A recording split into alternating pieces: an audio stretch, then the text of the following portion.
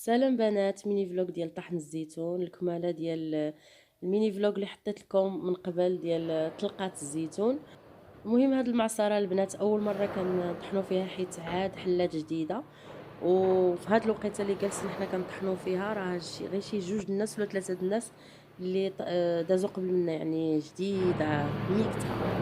المهم انا هاد المعصره عجبتني بزاف من ناحيه النظافه، من ناحيه الناس اللي فيها، يعني ناس مزيانين كيتعاملوا. دوك الالات حديثه ديال اللي كيطحنوا بهم. المهم داكشي كله زوين بزاف. كاينه في ولاد ملوك قدام محطه الوقود ديال بترومين. المهم داكشي زوين بزاف والماتيريال زوين داكشي.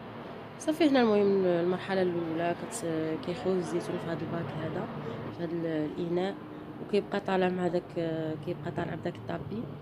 يدوز في الماء، يعني كيضربوا له واحد الغسله عالميه، يعني كيغسلوا الا بغيتو تقولوا حبه بحبه.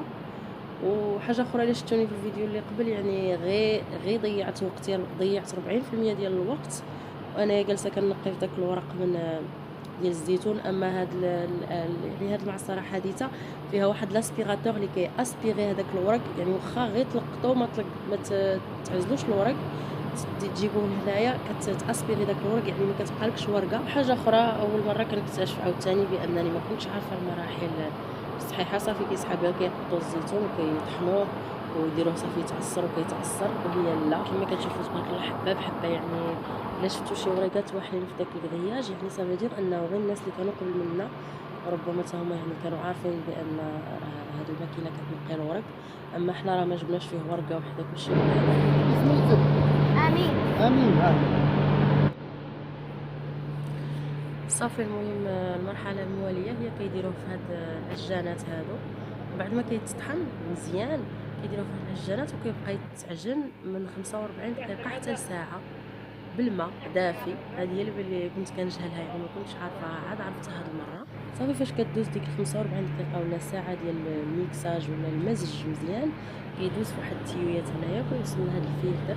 شوفوا هاد الفلتر شنو كيدير، الا لاحظتوا راه عنده تيوي لتحت، كيخرجوا كيصفيو كيحيدوا داك الماء، كيمشي في حالاته الماء هكاك بوحدو، كتبقى فقط داك الخليط اللي تعجن مزيان ديال الزيتون. هنايا كما كتشوفوها نتوما، يعني مورا المعصره دايرين هاد السهاريج هادو باش يستقبلوا داك الماء الخايب، ماشي بحال شي معصرات كيخليو داك الشيء غير هابط في الطبيعه، ماشي مزيان للطبيعه. كيجمعوه هنايا.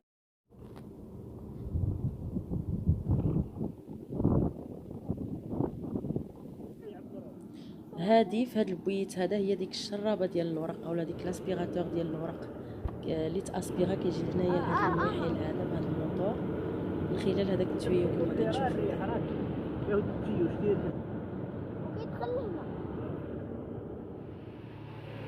صافي هذه هي الزويته ديالنا، المرحله الاخيره تبارك الله كما كتشوفوا زوينه.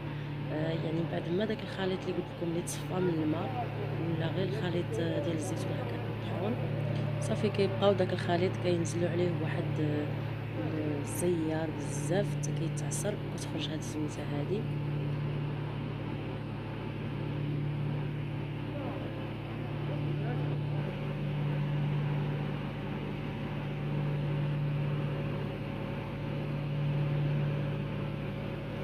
كما قلت لكم كنا من الاوائل اللي طحنا في هذه المعصره هذه.